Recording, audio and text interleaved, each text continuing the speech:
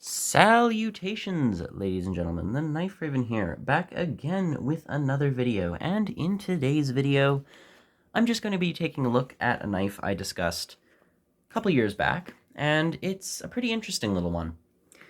This is the Otter Messer Little Doctor's Knife, also known as the knife I just dropped, the Messer Kleiner Doktor. And this is a very traditional slip joint knife, and it's a bit of an odd design if you ask me, but that's not for the worse. I actually quite like it, but it's a small knife, as probably quite obvious here, and I've had this knife for a couple years and I very much enjoy it, although I would like to say there are a few fit and finish complaints that I have, but aside from that, I really like this design, and start out with a bit of a measurement. All right, so your handle is coming in at 3 1/4 inches, so not a terribly large handle. Your blade, the overall blade is a little over 2.5 inches, but the cutting edge is actually just a little over 1 3/4. So this is a very small blade. As you can see, a lot of it is taken up by this bit of the tang, which is for your forefinger. And one thing I will give this, it's very simple, but it is extremely ergonomic. This is a very comfortable knife, and fits well in my hand at least, with the extra choil up here. Full 4 fingers on this piece, and it has a very small but very utilitarian drop point blade, which in this case could almost be compared to a scalpel. Did almost forget to mention that the overall length of this is about 5 3/4. So very much a UK legal piece, even with the unsharpened bit of the tang, but it's a very friendly knife. Out of all the knives I have, this is definitely not one that screams weapon or danger. But the Messer Kleiner Doktor, also known as the Little Doctor's Knife, seems to have originated, I believe, in the early to mid 1900s, from what I remember. And bear in mind, don't take this as fact. This is just my memory, which can be wrong. This was a knife that originated sometime in the 1900s, and it was originally a cattle knife. This was used for, I believe, castrating calves and such, and it was also adopted for other animals as well, but it was a farming tool.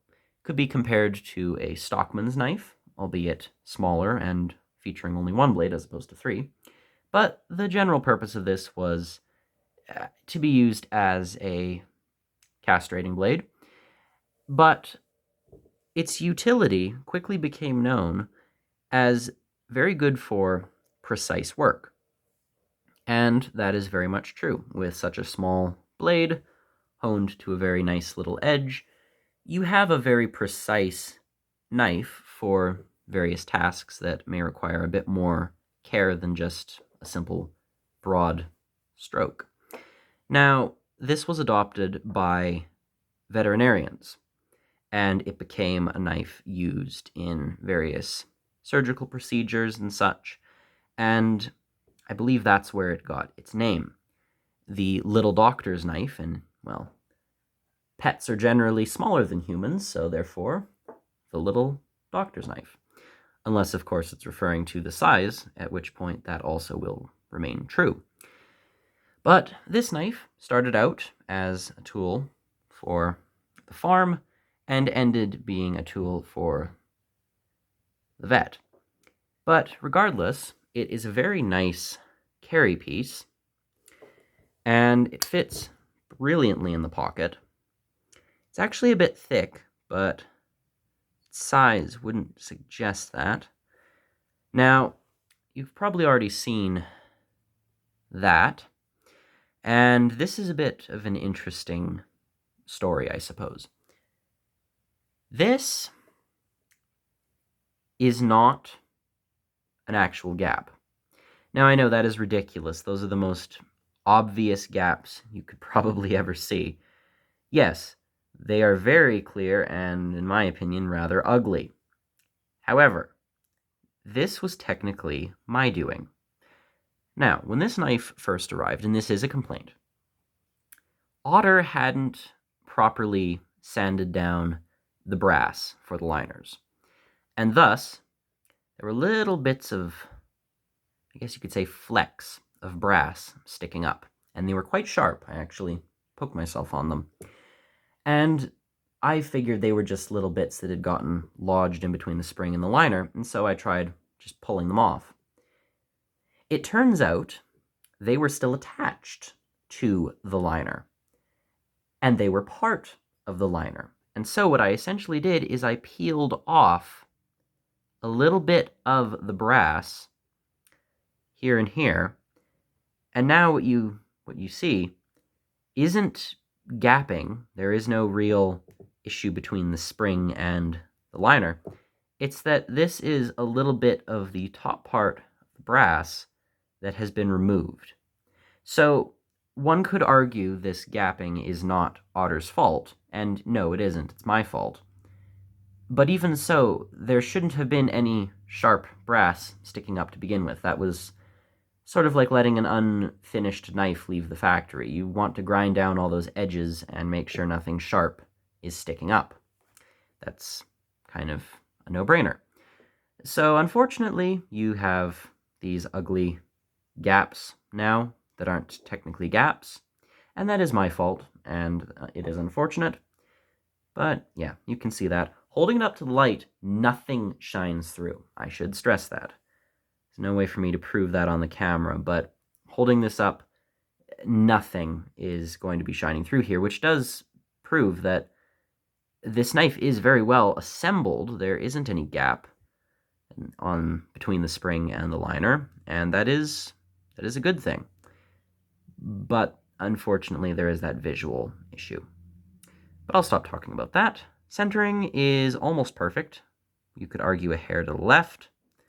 Cutoff of the spring is brilliant. The pull on this is very nice. I'd say probably a good 7. And it's very easy to get it up to here. But there's this last little bit. It's not a half stop, but right before, probably about here, it stops just a little, and then the pull would probably get to about an 8. Has a very nice snap, and the spring to the blade transition is very good. Blade has the typical Otter logo right there, and rustfrei Zollingen. This is indeed a stainless steel knife. If I remember correctly, the steel is 1.4304. My memory again is terrible, but it's a simple stainless steel that Otter uses on their knives. I've heard it compared to, I believe, AUS 6, maybe AUS 8, but it's a typical stainless steel where it sharpens up very quickly, doesn't hold an edge for terribly long, can take a very fine edge, and has moderate corrosion resistance. As you can see here, the blade has a bit of a satin finish. It's got a bit of shine to it, and I've actually sharpened this one myself, as it did get a little dull, because I was using this a fair bit. Pins are brass, very smooth, been sanded very well, both sides. The handles are dyed green bone, although there are 2 other models available. There is a dyed red bone and a sapelli wood option. And the dyed red bone is actually available at Warriors and Wonders Blades Canada, which is where I purchased this. And part of me is almost tempted to get a second one to have red and green, as we are in the Christmas season, and I think red and green would go very, very well together. Although that is just me. I don't need another identical knife, but that's the collecting illness for you. Now, the main issue this knife suffers with isn't the back. That's just cosmetic. I don't really care with that. It is irritating, and I suppose it would have been nice had there not been any issues with that. However, I can live with it. The one issue with this knife that I find a bit harder to excuse is blade play. Don't know how obvious it is, but there is a bit of play. It's enough that you can definitely notice it, to feel at least. And that is definitely more on the unfortunate side, as blade play not only makes the knife, well, it just makes it feel a little less sturdy, but I believe it also can cause issues with the pivot, as if the blade is being opened with a bit of it going off to one side, it can sometimes scrape the inside of the liner, and that's not something you want on a knife. So yes, there is a bit of blade play, and that is really the main flaw with this knife. Other than that, I really, really, really adore this design. I think it fits my personal carry criteria. I have a very odd selection of knives that I enjoy carrying above more than any of the others, and generally they have smaller blades, larger handles, and natural materials.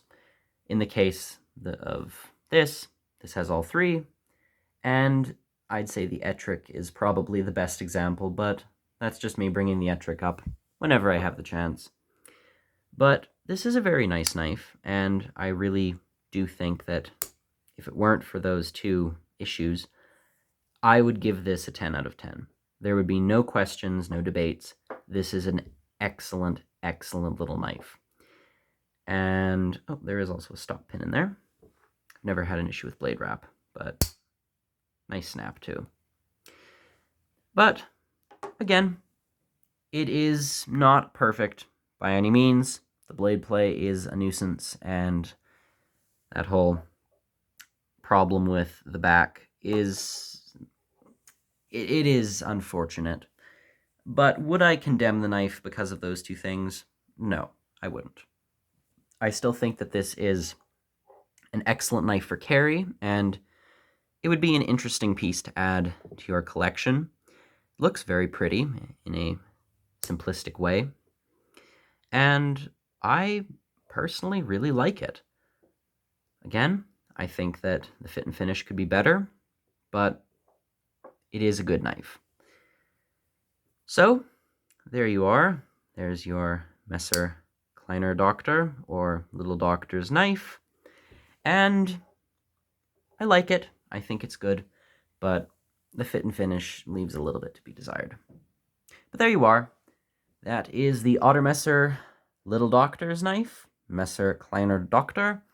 And this is the Knife Raven, as always, signing off. Goodbye.